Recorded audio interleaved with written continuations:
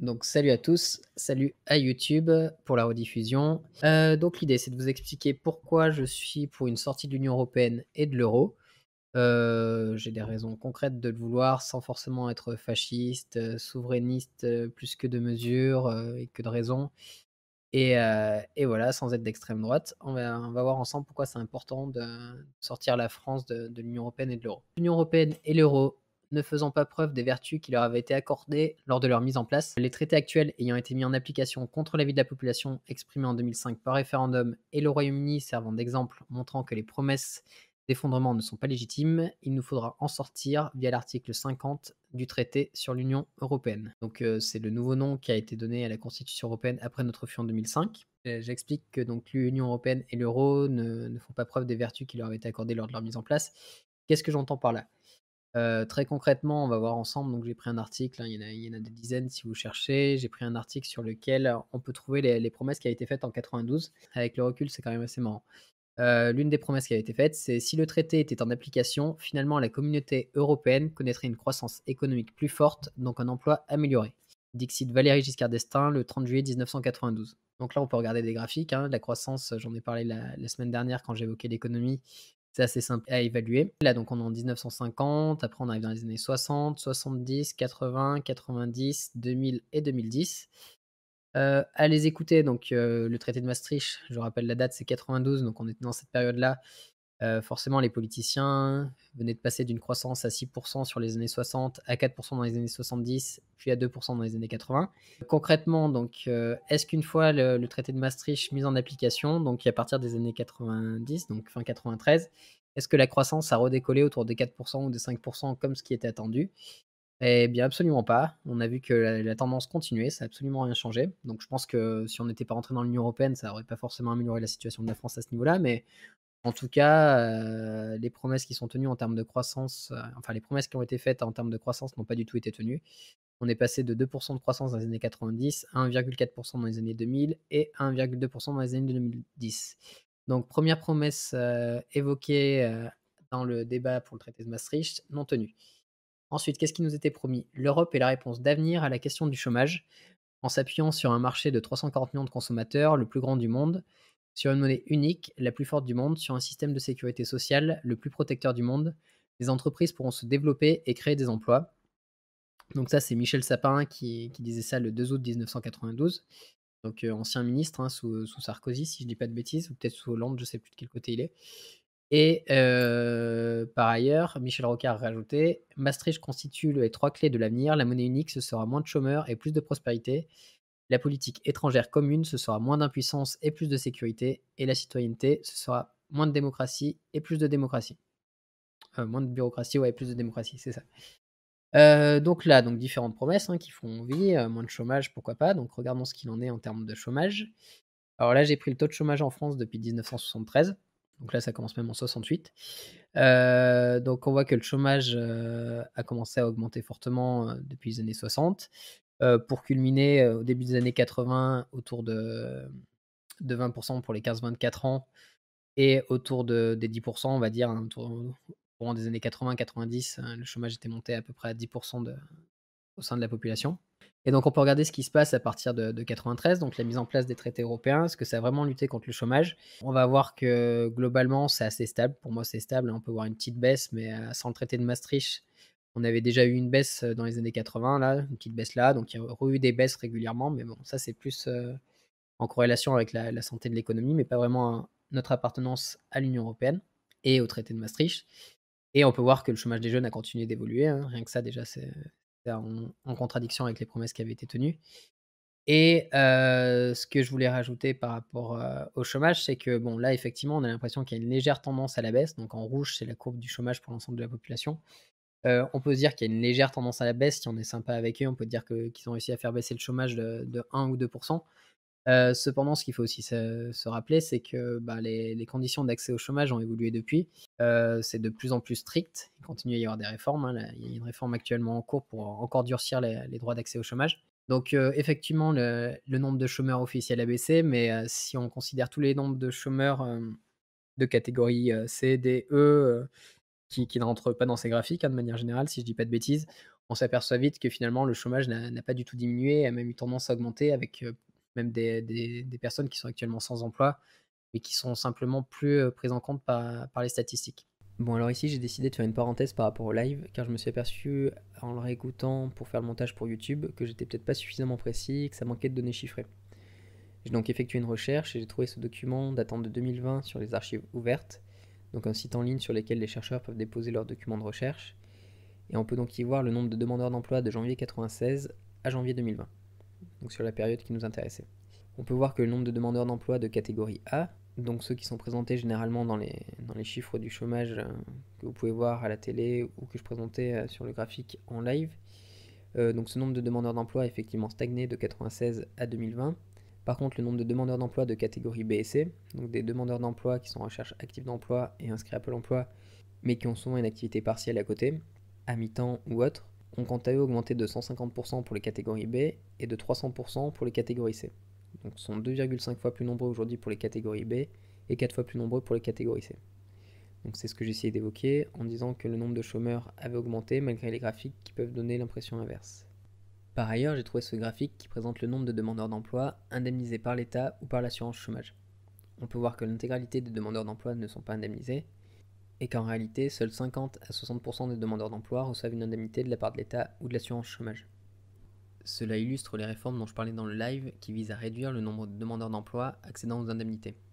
On peut voir que depuis 2003, la part des demandeurs d'emploi indemnisés par l'État et l'assurance chômage est passée de 64% à moins de 54%. Donc durant cette période, plus de 10% des demandeurs d'emploi ont perdu le droit aux indemnités. Donc promesse du chômage qui disparaît non tenue selon moi, et même objectivement je pense qu'elle est non tenue. La politique étrangère commune, on peut voir qu'en termes de politique étrangère, l'Union européenne ne pèse pas tant que ça. La France est intervenue seule en Libye, la France et le Royaume-Uni n'étaient pas d'accord sur l'intervention en Irak. Au niveau de la crise sanitaire, je pense pas que l'Union européenne ait vraiment fait front commun. Chaque président parle un peu et fait des promesses à sa sauce. Donc il n'y a pas vraiment de politique étrangère commune. Donc le moins d'impuissance et plus de sécurité, absolument pas. Et la citoyenneté, ce sera moins de bureaucratie et plus de démocratie. Le plus de démocratie, on a vu en 2005 que absolument pas. Appartenir à l'Union européenne ne change absolument rien à ce niveau-là. Et le moins de bureaucratie, je pense que je ne sais pas dans quel domaine vous travaillez, mais dans tous les domaines, on s'aperçoit que la bureaucratie est toujours aussi omniprésente. Alors c'est dématérialisé, c'est sur internet, c'est un peu plus facile, mais toujours autant de bureaucratie.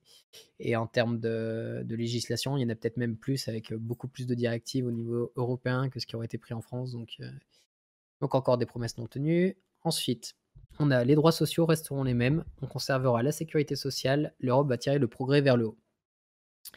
Donc les droits sociaux qui restent les mêmes. Quand on voit les lois Macron, El Khomri, les ordonnances Macron, tout ce que vous voulez qui ont été prises récemment, là, les nouvelles réformes qui sont prévues pour l'assurance chômage, pour les retraites, et cetera, les médicaments qui arrêtent d'être remboursés, je crois que les droits sociaux n'ont pas du tout, été maintenus et ne sont pas du tout restés les mêmes depuis 92, donc encore une fausse promesse. Pour la France, l'union économique et monétaire, c'est la loi royale pour lutter contre le chômage, donc encore une promesse de disparition du chômage non tenue, donc ça, c'était Michel Sapin, toujours. Ensuite, c'est principalement peut-être sur l'Europe sociale qu'on entend un certain nombre de contre-vérités. Et ceux qui ont le plus à gagner de l'Europe sociale, notamment les ouvriers et les employés, sont peut-être les plus inquiets sur ces contre-vérités.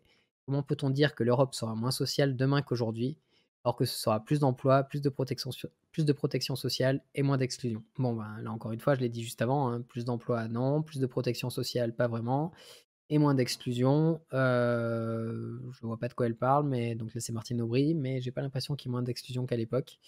Il y a toujours des gens en difficulté qui sont exclus du système et donc voilà. Donc encore une promesse qui avait fait voter les Français oui pour le traité de Maastricht qui n'a pas été tenue. Et enfin, si aujourd'hui la Banque centrale européenne existait, il est clair que les taux d'intérêt seraient moins élevés en Europe et donc que le chômage y serait moins grave. Jean Boissonnat, je sais pas qui c'est. Donc sur les taux d'intérêt, effectivement, les taux d'intérêt sont moins élevés qu'à l'époque. Là, je vous ai fait un petit historique, j'ai trouvé un lien qui donnait un peu l'historique des taux d'intérêt, des États, donc de la France, auprès des marchés financiers depuis 1970. Donc on a vu que les taux d'intérêt avaient augmenté jusqu'aux années 80, que donc avant le traité de Maastricht qui est en 92, donc ici sur la courbe, on a déjà eu une grosse diminution des taux d'intérêt et que les taux d'intérêt n'ont cessé de diminuer avec le temps, mais principalement parce que les États étant de plus en plus endettés, ben, il était de plus en plus compliqué de leur prêter à des taux d'intérêt trop élevés, sinon ils auraient totalement incapables de rembourser. Donc ça, c'est vraiment juste conjoncturel. Je pense que si la France avait été à l'extérieur de l'euro et n'avait pas eu de banque centrale européenne, les taux d'intérêt auraient chuté exactement de la même manière.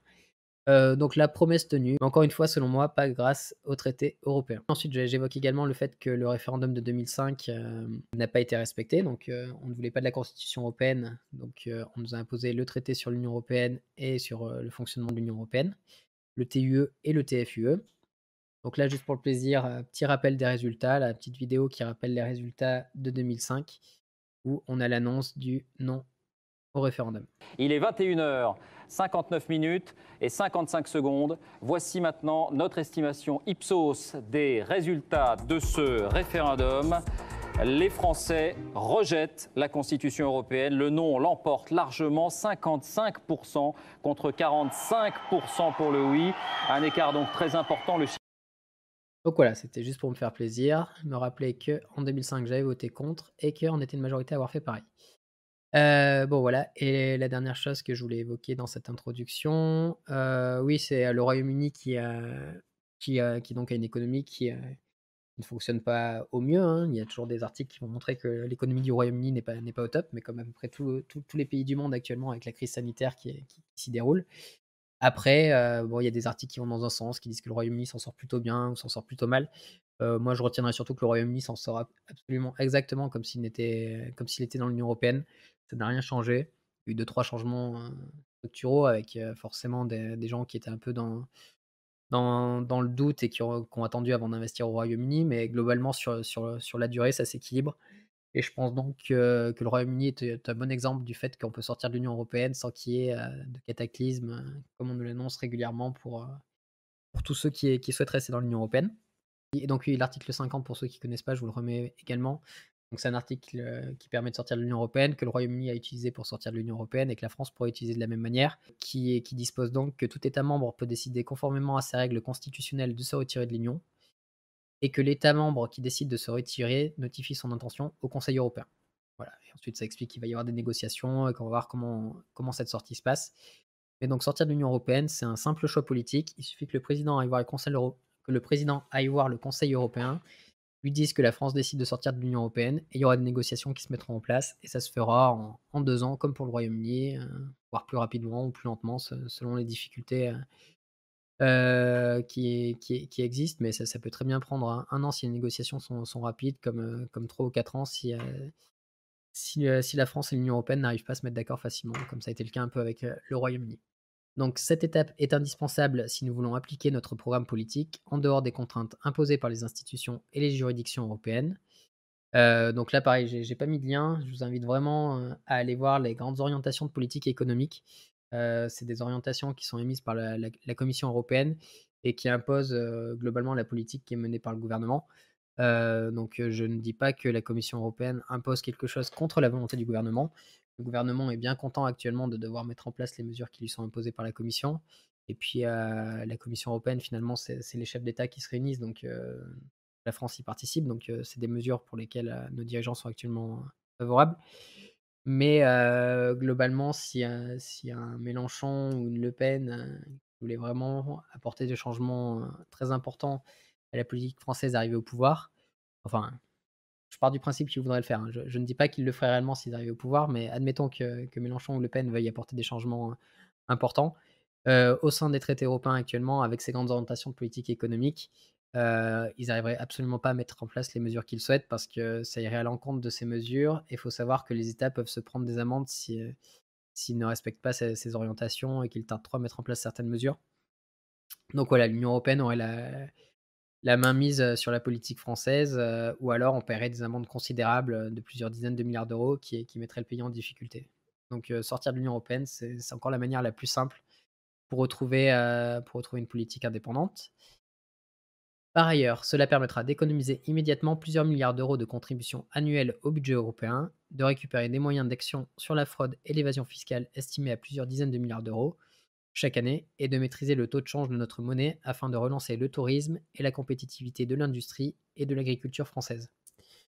Donc sur ce point-là, donc il y a plusieurs choses à évoquer. Donc économiser immédiatement plusieurs milliards d'euros de contributions annuelles au budget européen. Donc ça pour ceux qui ne le savent pas, j'espère que c'est quand même de plus en plus dans les consciences, mais donc ça, c'est le montant qui était versé en 2018 par les différents États de l'Union européenne.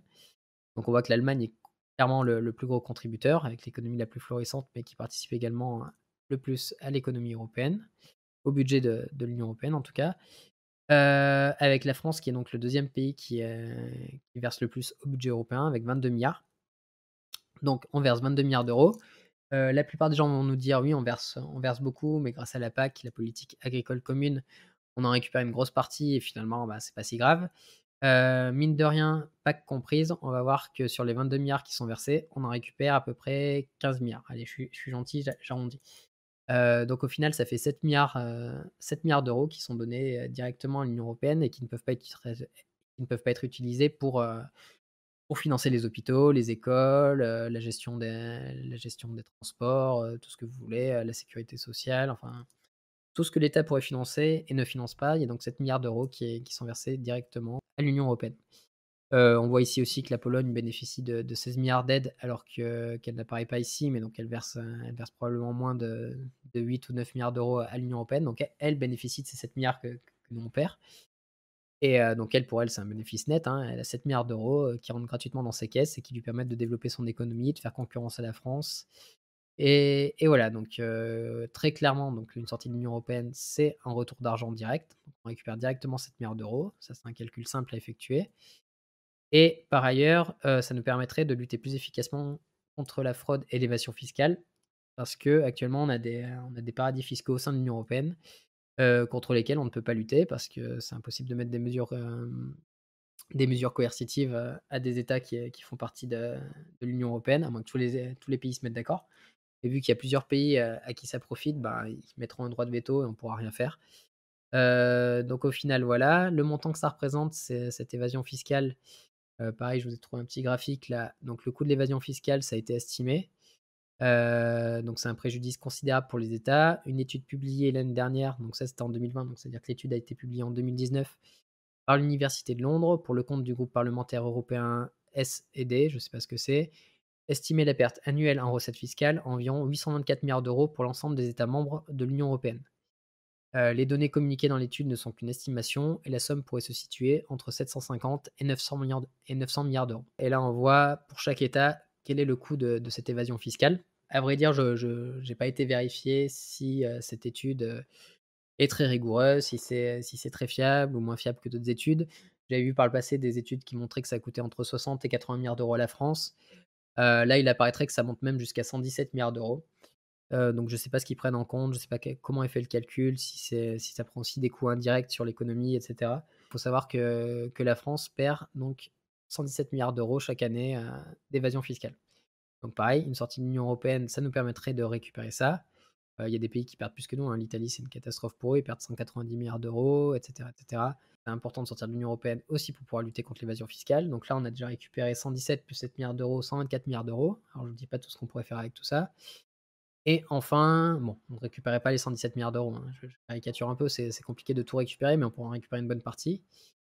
Et enfin, donc de maîtriser le taux de change de notre monnaie afin de relancer le tourisme et la compétitivité de l'industrie et de l'agriculture française. Donc là, ben, c'est tout simplement ce que font les pays dans le monde, hein, la Chine, les États-Unis, le Japon, tous les pays qui existent en dehors de la zone euro, bah, maîtrisent le taux de change de leur monnaie pour gérer leurs exportations et leurs importations et faire en sorte que ça corresponde à leurs besoins. Donc actuellement, on n'a plus ce pouvoir-là. Et en particulier, donc il y a une étude qui a estimé, combien l'euro a coûté aux Français. Le fait de ne pas pouvoir maîtriser notre monnaie et que ce soit entre les mains de la BCE et que notre économie ne soit pas du tout adaptée à une monnaie qui est aussi forte. Je vous invite à aller voir ma vidéo sur Cyrus North et son interview du gouverneur de la Banque de France où j'évoque le fait que pour eux, une bonne monnaie, c'est une monnaie qui est stable. Donc effectivement, l'euro est très stable, mais malheureusement trop stable pour la France et trop fort pour la France et ça nuit à nos exportations. Crée un déficit chaque année, dans notre balance économique et ce qui fait que, bah, l'État s'endette peu à peu. Donc voilà, il y a une étude donc qui a évalué le coût de l'euro sur les Français, sur les Italiens et sur d'autres pays. Et ce qui ressort de cette étude, donc je vous inviterai à faire la recherche, j'essaierai de mettre en lien si ça vous intéresse en description de la vidéo, si on me le demande. Mais les conclusions de cette étude sont donc que chaque Français aurait perdu 56 000 € sur la période entre 1999 et 2017. Donc 56 000 €, c'est énorme, en seulement 18 ans. Donc chaque année, chaque Français perdrait 3 000 € en moyenne. Sachant que, voilà, on va dire 3 000 € en moyenne, hein, forcément plus on est pauvre ou riche, ça a des influences, différentes sur chacun d'entre nous. Mais admettez que chaque année, vous auriez pu gagner 3 000 € de plus si jamais on n'était pas au sein de l'euro, mais qu'on avait encore le franc. Et que si on rapporte la dette, de la France à la population française, alors j'ai pas fait le calcul, tiens, je vais faire le calcul rapidement. Donc la dette, de la France actuellement, on va dire qu'elle est autour de 2 500 000 €, hein, j'arrondis. Donc 2 500 000 € pour 70 millions de Français.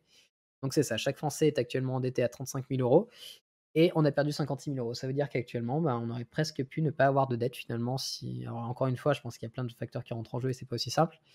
Mais l'argent qui a été perdu par chaque Français est supérieur à la dette qui correspond à chaque Français actuellement.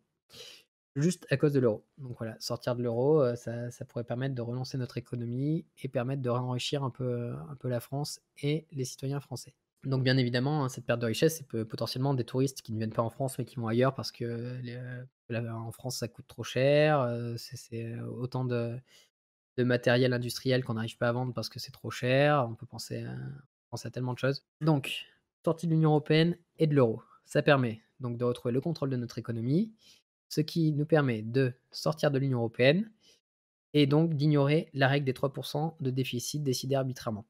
Donc actuellement, ce qui est admis au sein de l'Union européenne, c'est que les États ne doivent pas dépasser 3 de déficit. Ce qui veut dire que sur leur budget, s'ils ont, 100 € de budget, ils n'ont pas le droit de dépenser plus de 103 € dans l'année.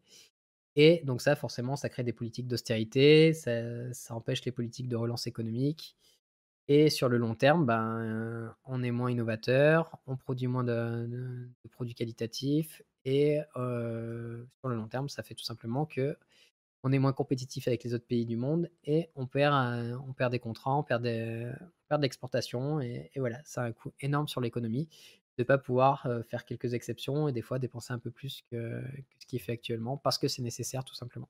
Ensuite, la sortie de l'euro permettra de récupérer le contrôle de notre monnaie et de réattribuer à la Banque de France son rôle normal de financement de l'État et des collectivités, hors des contraintes dogmatiques du traité de fonctionnement de l'Union européenne.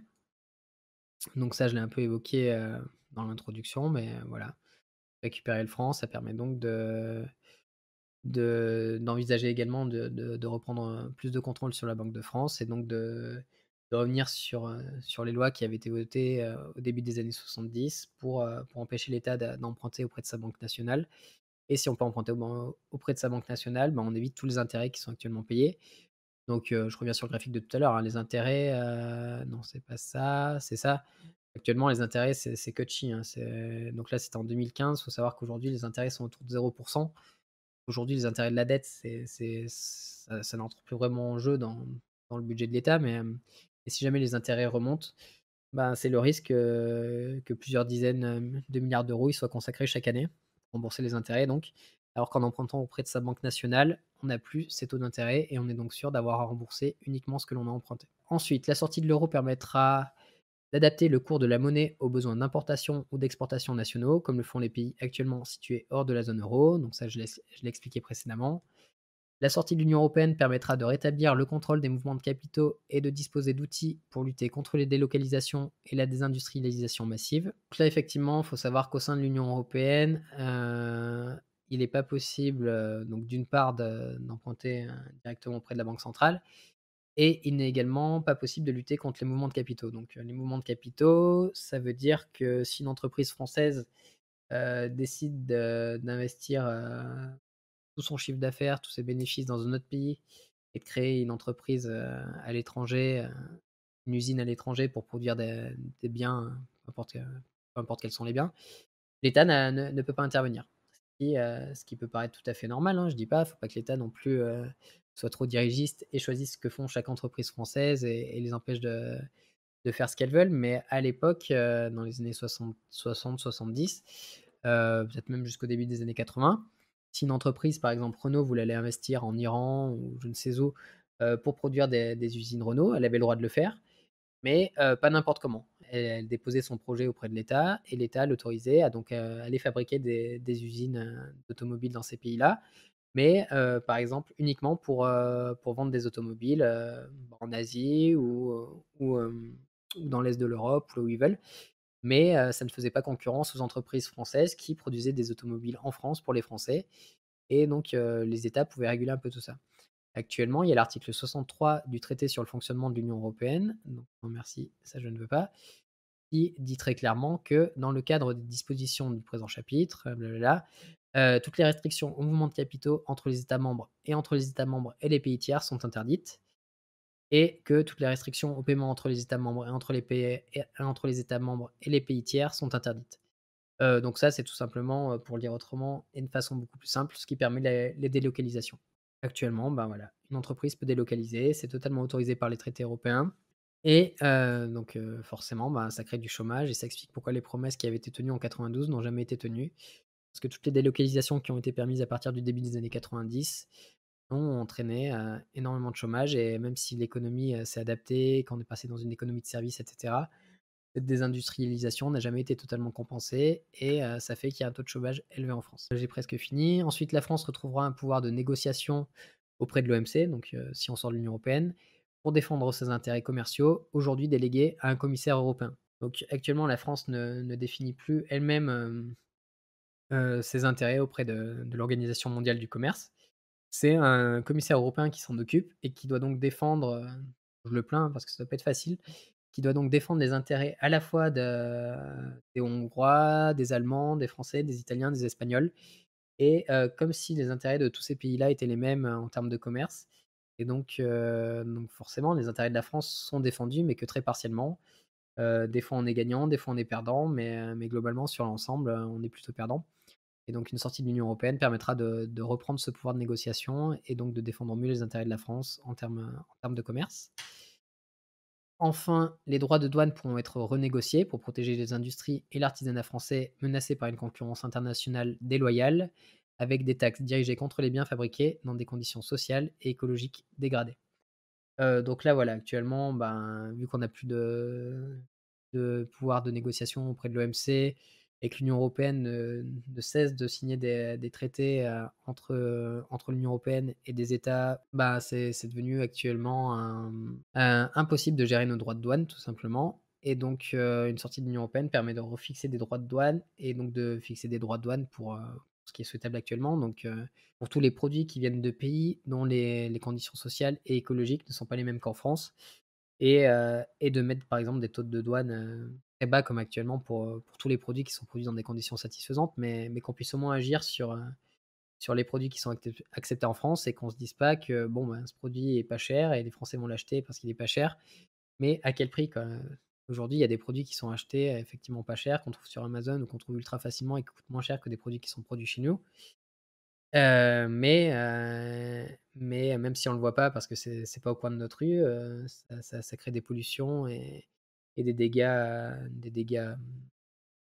j'allais dire sociaux, mais tout simplement des gens qui travaillent dans des conditions sociales, épouvantables et qui donc sont exploités et donc c'est à ce prix-là, donc au prix d'une destruction de l'environnement et d'une exploitation d'êtres humains qu'on a ces prix qui sont si peu élevés aujourd'hui. Donc je pense que les droits de douane, c'est pas tabou, faut en mettre.